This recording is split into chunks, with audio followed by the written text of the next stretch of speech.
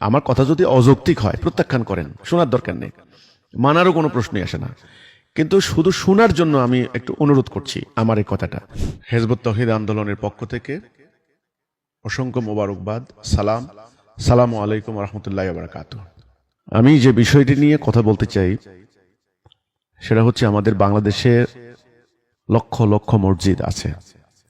সেই মসজিদে লক্ষ লক্ষ আলেম তারা ইমামতি করছেন, খুতবা দিচ্ছেন, কেউ আজান দিচ্ছেন। আমার যদি ভুল না হয় অন্তত 5 লক্ষের উপরে মসজিদ গ্রাম থেকে শহরে, ছোট থেকে বড় এই মসজিদ রয়েছে। এখন এই মসজিদের মিম্বরে তারা বসে কিভাবে দিন প্রতিষ্ঠার কাজ করতে পারেন, এটা হলো আমার কথা। দেখুন, অতীতে আমাদের কিন্তু আমরা অনেক অনর্থক সময়, শ্রম, অর্থ ব্যয় করেছি। অনর্থক আমি এই জন্যই বলছি যে অতীতে বহু আন্দোলন হয়েছে, সেই আন্দোলনগুলি অধিকাংশই রাজনৈতিক উদ্দেশ্য হাসিলের উদ্দেশ্যে, কিন্তু ইসলাম প্রতিষ্ঠার উদ্দেশ্যে আন্দোলন কিন্তু হয়নি। যে কারণে আজ পর্যন্ত আমাদের এই 90% মুসলমানের এই দেশে আল্লাহর কোরআনের বিধান মোতাবেক রাষ্ট্র পরিচালিত হচ্ছে না। এই বাস্তবতাটা আমাদের আলেম ওলামাদেরকে স্বীকার করতেই হবে। তো আমি আজকের যারা খতিব সাহেব আছেন, ইমাম সাহেব আছেন, আপনারা কেউ কওমি মাদ্রাসা থেকে লেখাপড়া করেছেন, কেউ আলিয়া থেকে, কেউ নানান ধরনের ঘরানার মাদ্রাসা থেকে, সেটা মুখ্য ব্যাপার নয়। মুখ্য ব্যাপারটা হচ্ছে এই, ইসলামের রাষ্ট্র ব্যবস্থাটা কেমন হবে, একজন মসজিদের খতিব বা ইমাম, উনার মর্যাদা কতখানি হবে, ওনার স্বাধীনতা কথা বলার ক্ষেত্রে কতখানি থাকবে, সেটা নির্ভর করছে রাষ্ট্র ব্যবস্থাটার উপরে।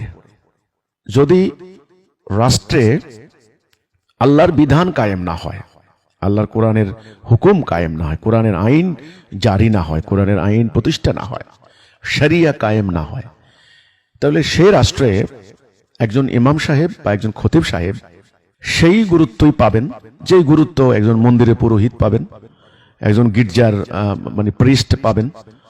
কারণ ধর্ম নিরপেক্ষতাবাদী রাষ্ট্রে সকল ধর্মকেই তারা সমানভাবে গুরুত্বের সাথে দেখে। এটা তাদের যদিও কেতাবি কথা, কিন্তু সব জায়গায় ওইভাবে দেখে না। তো যাই হোক, কিন্তু এটা হলো বাস্তব কথা। তো এই জন্য নবী করিম সাল্লাল্লাহু আলাইহি সাল্লাম সর্বপ্রথম কি কাজটি করেছেন, তিনি সর্বপ্রথম আরব সমাজে আল্লাহ দেওয়া দ্বীনুল হক কায়েম করেছেন, দিন প্রতিষ্ঠা করেছেন। দিন যখন কায়েম হয়েছে তখন রাষ্ট্রীয়ভাবে, জাতীয়ভাবে আল্লাহর বিধান প্রতিষ্ঠিত হয়েছে, অর্থাৎ রাষ্ট্রের সংবিধান ছিল আল্লাহর বিধান। তো মসজিদগুলি ছিল মূলত আল্লাহর বিধান কার্যকরী করার একটা কার্যালয়, রাষ্ট্রের একটা দপ্তর। একদিকে মানুষ নামাজ যেমন পড়তেন, 5 ওয়াক্ত নামাজ যেমন পড়তেন, তেমনি দুনিয়াবী সমস্যাগুলিও সেখানে সমাধান হতো।